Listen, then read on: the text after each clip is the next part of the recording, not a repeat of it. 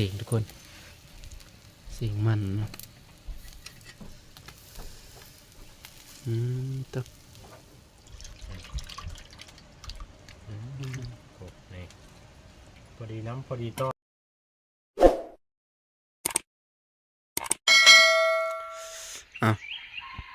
สบายดีงามสาวๆอีกเท่านึงทุกคนตอนนี้กาแจ้งแล้วทุกคนนอนคือดึกทุกคนไก่หันเดือดเสียอยู่ทุกคนเข็มหายนี่เดี๋ยวจักน้อยสิไปหายามเบ็ดนะทุกคนเลยตาลุนติดตามชมน้ำเดียวทุกคนว่าตอนเช้าสิมานจำเลยนะ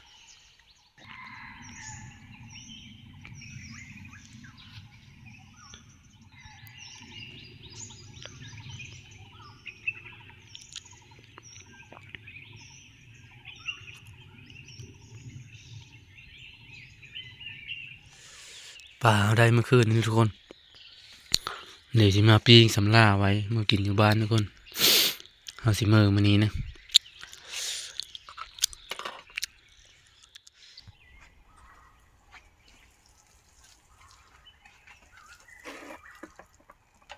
ตื่นบักห้อยละนี่ยิ่งช้ำตาล่างเลยดิ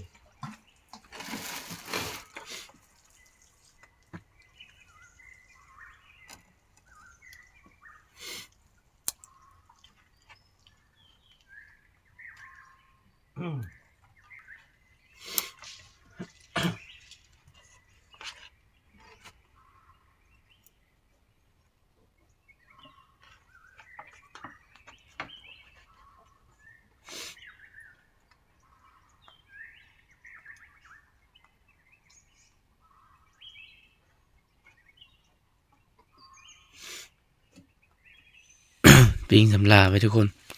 เมื่อกินอยู่บ้านนะอันนี้ เตาปิ้งกินอยู่นี่ตอนเช้านี่มาแต่ยามเบ็ดจึงปิ้งใหม่ทุกคนนี่พอสมัยเพ้น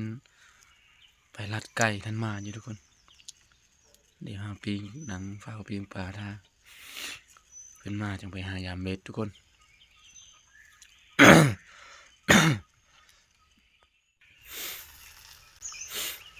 มันขนาดทุกคนว้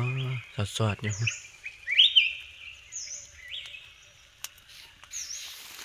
สิได้ออกไปหายามเบ็ดก็ไม่ได้ทุกคนยามเบ็ดยามกลับมานะแคมโฮยไปแล้วทุกคน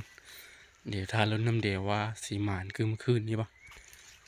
ทารุนติดตามน้ำเดียวทุกคนสายเติบแล้วทุกคนเลย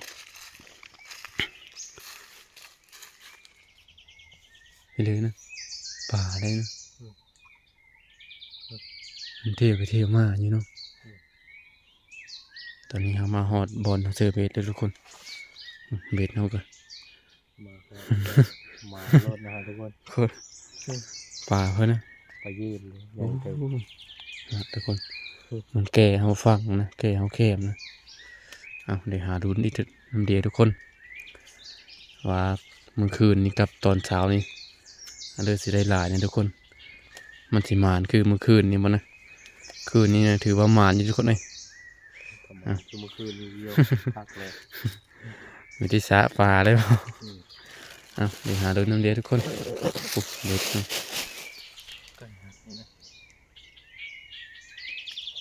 โอ้หลังแก่เขาพี่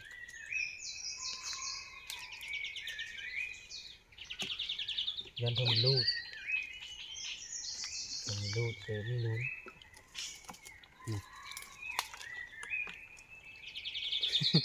รูดตัวห้องไม้ทีเดียวยังเลยกระมาเบ็ดเบิ่งห้องไม้ทุกคนโอ้หลุดเลยปลาไปยืนมันนะถือไปยืนทุกคนโตขาดไปแล้วยังสดอยู่นี่เป็นอยู่ตุยเลย น่าจะถือสามแจงนะมันถืออันนั้นน่ะมีย่างทุกคนถือสามแจง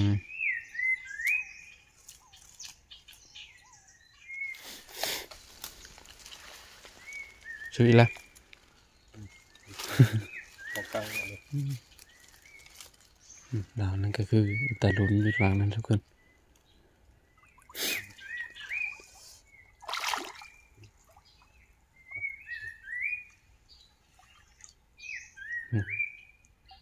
ห้องเดียวแล้วพวก ขอกังโอ้ขาดไปสองลางทุกคนเลยคือสามน้องนี่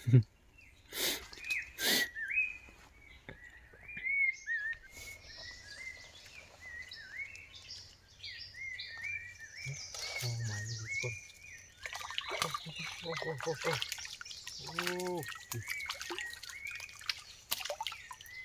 ขอกันอีกแล้วตัวพอดีงามทุกคนสด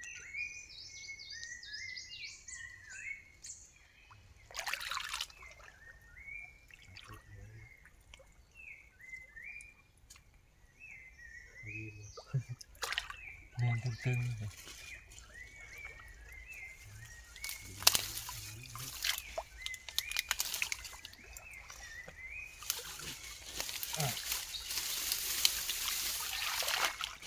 ถือก่อนทุกคนเอ้ยปลาดึงเข้าไปในพวก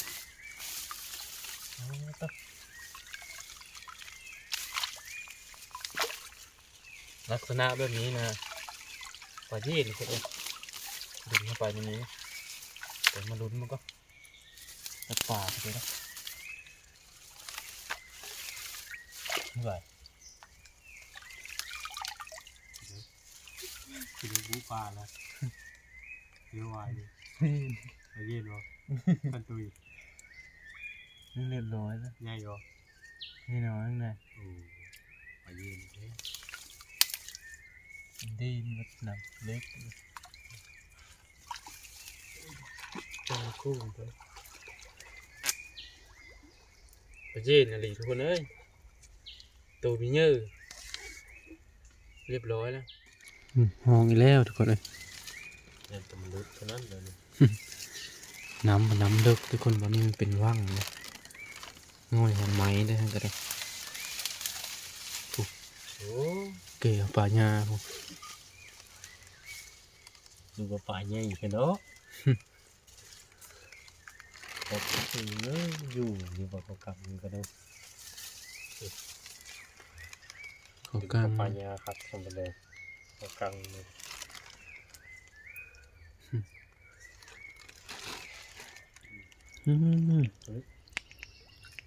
ปลายีนนี่แหละหลังนี้ เย็น ตัวมีเยอะไปเลยทุกคน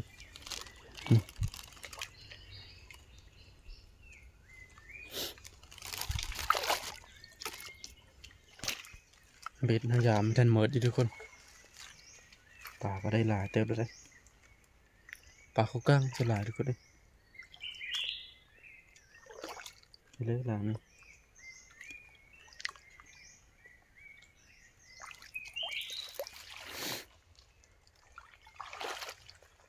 มาหอดวังนี่นะทุกคนเลยวังถือปลาดุกเมื่อคืนนี่ทุกคน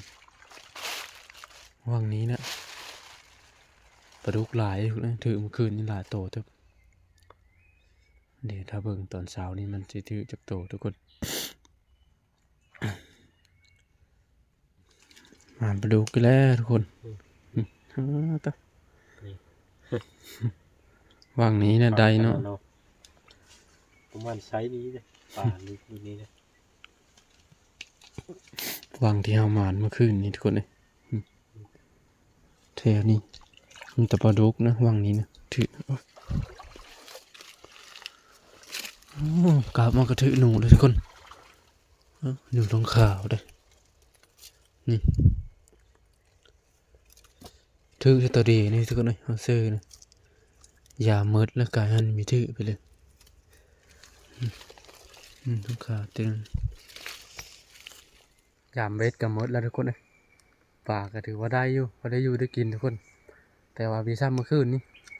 ตอนเช้านี่ทุกคนมีได้ไปเลยนะหนูก็ได้ตัวเดียวทุกคนเลยเนาะเดี๋ยวมือพอเดี๋ยวอยู่บ่อนพระวันนี้ทุกคนเฮ็ดอยู่เฮ็ดกินข้าวเช้าได้หอดบ่อนพักแล้วทุกคนเลย มาเทาะเบิ่งปลาครับก็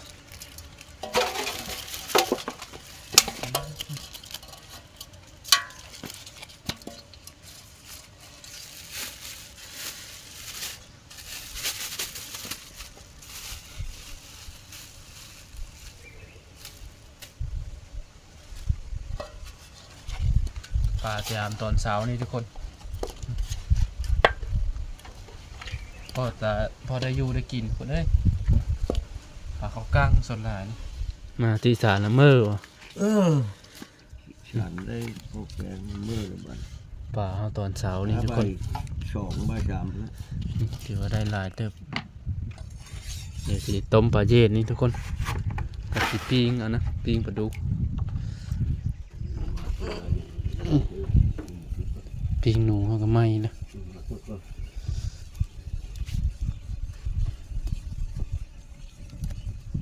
ตอนนี้เขาก็กำลังโคเฮ็ดกินทุกคนเลยกินข้าวกันอย่างมือเลยแต่ก็ว่าสิสะปลากัง เขาได้ตามเป้าหมายเขาเลยทุกคน ได้ปลาแล้ว จ้ะโอกาสหน้ามันแห้งกว่านี้ก่อนตอนนี้น้ำมันลายแล้วทุกคนเชื่อเบ็ดเอา ประมาณเดือนห้าจึงพอสาทุกคนเพราะว่าฝนตกนะน้ำมันมาเพิ่มอีกทุกคนเลยปลาเขากันเดี๋ยวสีปิ้งเอาน้ำทุกคนปลาดุกนะปลาดุกสีปิ้งกินแล้วก็ต้มปลาเย็นทุกคนค้างหม้อแล้วเนาะ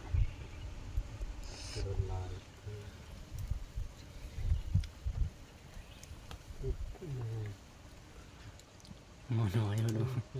พอดีเลยทุกคนเอ้ยนี่หมอกับหมอบ่ใหญ่ 30เดียวเนาะ2-3ตัว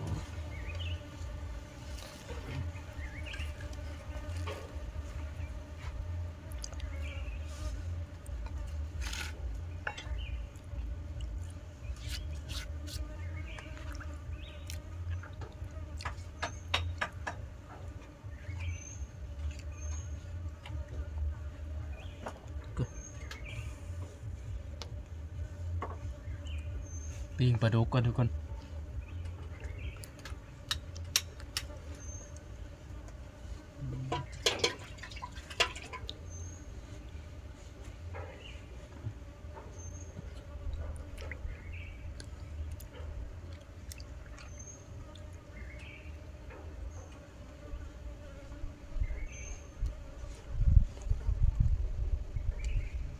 ตัวเลือกตัวดำปลาดุกก็เนาะ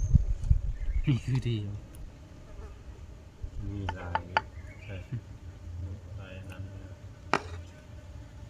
อารมณ์เกิดเป็นโน่เรียบร้อยทุกคนเลยเดี๋ยวสิมาเซฟไม้ซะก่อนยันกระโตมันหักนะเอาปีงนะ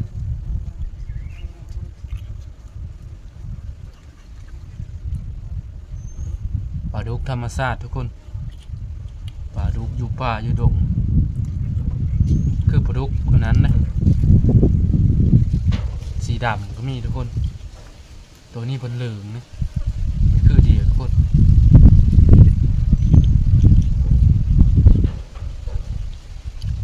ตัวเลยอยู่ถ้ำมันดำเสือโหเทมเกิดเป็นโนเดี๋ยวมาปีนก้อนมานี่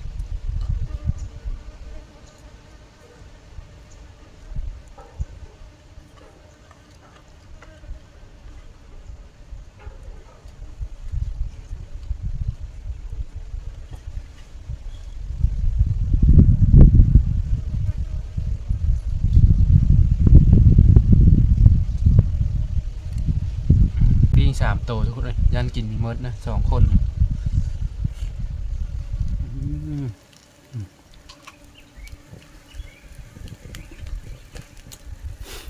ต้มปลาเย็นปิ้งปลาดุกทุกคนชุดยอดมันจัดซอดอยู่ปลาดุกเขากัน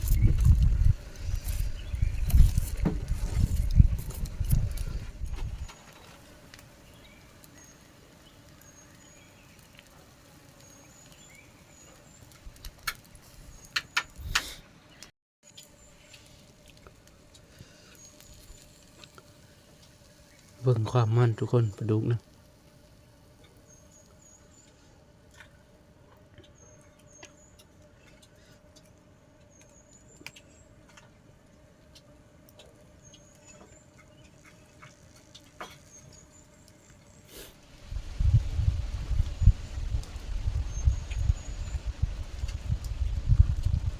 ละปีป่าทุกคนเอ้ย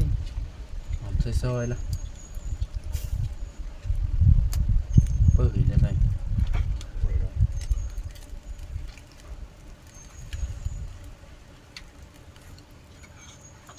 ซีเมืองต้มปลาแล้วก็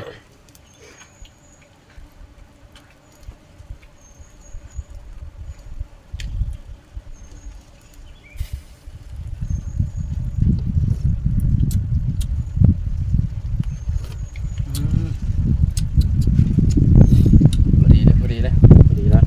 จมจอยๆทุกคนเดี๋ยวมาลองดู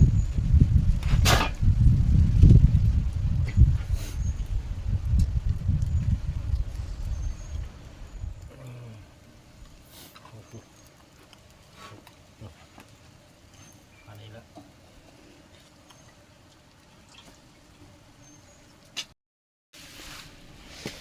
ต้มปลาเราสุกแล้วทุกคนนี่ถ้าปิ้งปลาดุกมันก็นี่อ๋อเดี๋ยวมันอะไรทุกคนเลยปลายามนี่ก็มันเลยก็แหมหอยอยู่ต้องฟังเสียงทุกคนเสียงมันนะ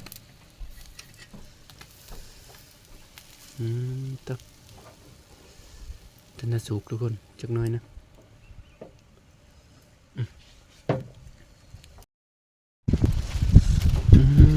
ปิ้งปลาดุกสุกแล้วทุกคนเลย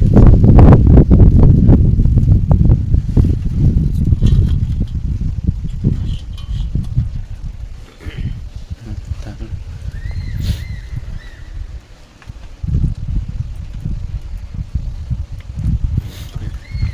ปลาดุกกะลิกน้อยอ๋อ มันขนาดนั้นเนาะ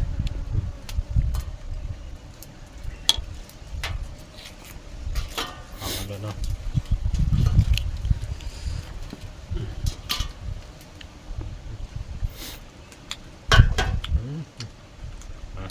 เดือดทอดจวากหมดเลยนี่ได้โอ้นี่พอดีน้ำพอดีต้อนทุกคนเอ้ย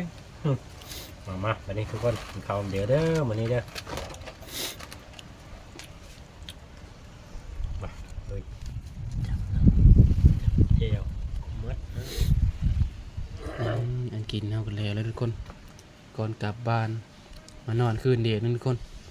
ต้มปลายีนปิ้งปลาดุกทุกคนต้องคักๆเจล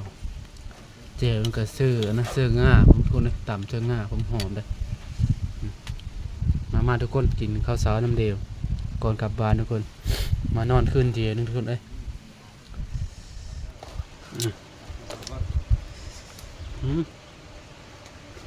ตูดมือละ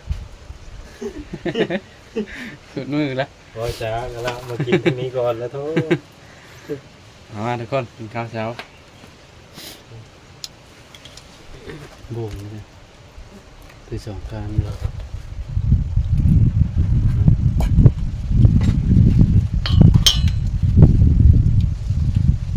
อาเย็นปีเปื่อยทุกคน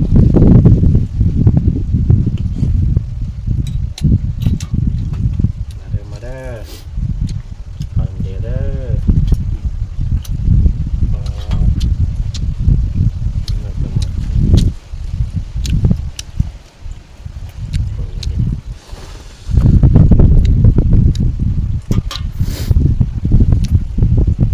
ขันใหญ่เลยวะ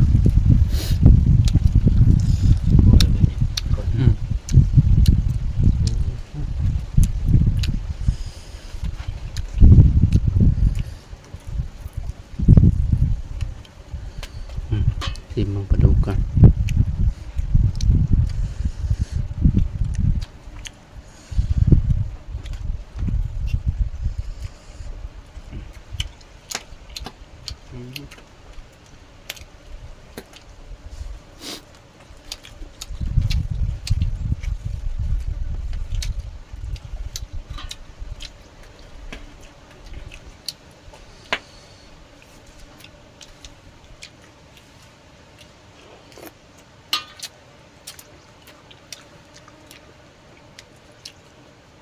สมจะจอยอย่างตรงนะ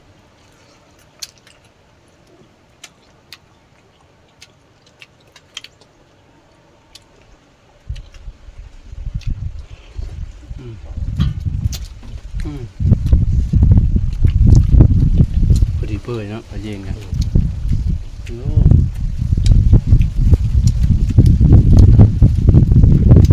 ิ่งผัดบูดอยู่ หนังเฝ้าต่อไฟเลยทุกคนเลยลมหนาวเลย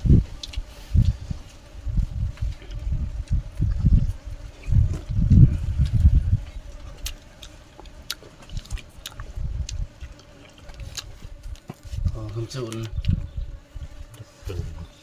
หลายเนี่ยทางปอกทางเพื่อทางคนเฮ็ดคนลาว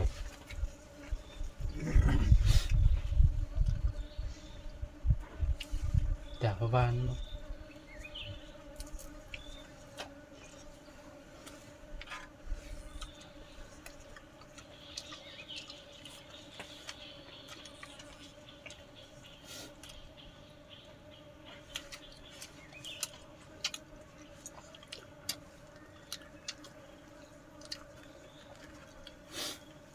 โอ้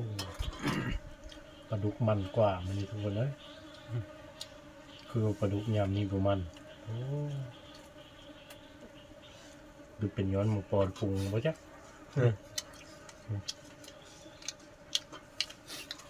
ลุกอยู่ป่ามันคนละ แซ่บเป็นพิเศษเลย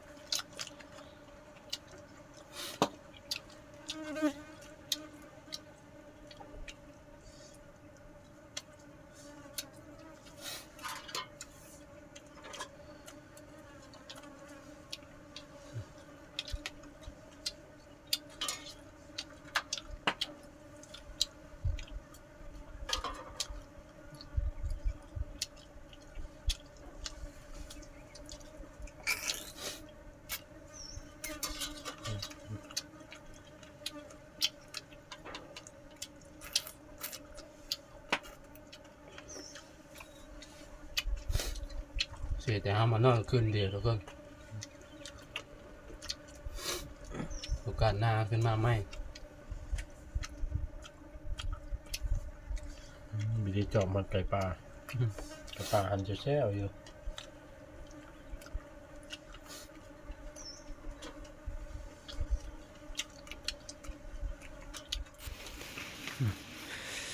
กินข้าวกินน้ำยาเลยทุกคน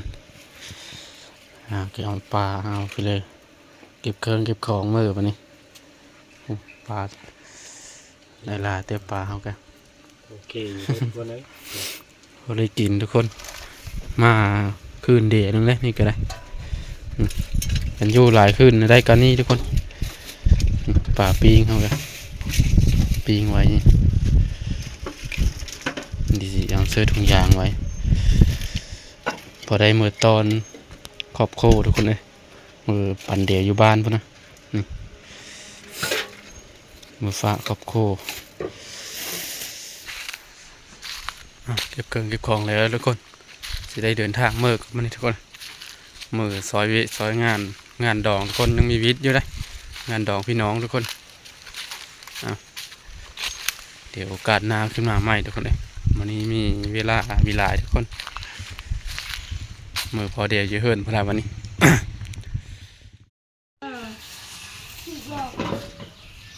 น่าฮอตเฮิร์นแล้วทุกคนปั่นปลาเดินทางมากะเหิงเติบทุกคนเมยหลายเติบนี่อันนี้มีเอาวะโอ้นี่ทุกคนปลาแห้งปลานี่ปลาดิบตัวนี้ทุกคน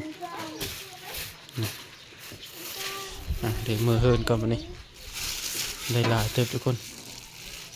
เฮิร์นแล้วทุกคนเลยอาบน้ำอาบในเลยเดินทางมากะเมยทุกคนเลย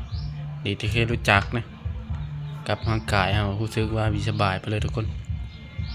สะพานตาเป็นการเจ็บขาทุกคนซักยานะ2 เข็มทุกคนสำหรับคลิปนี้ก็สิจบไว้ที่นี่ทุกคนขอ อบใจที่ติดตามรับชมแต่ต้นจนจบใหม่ทุกคนสบายดี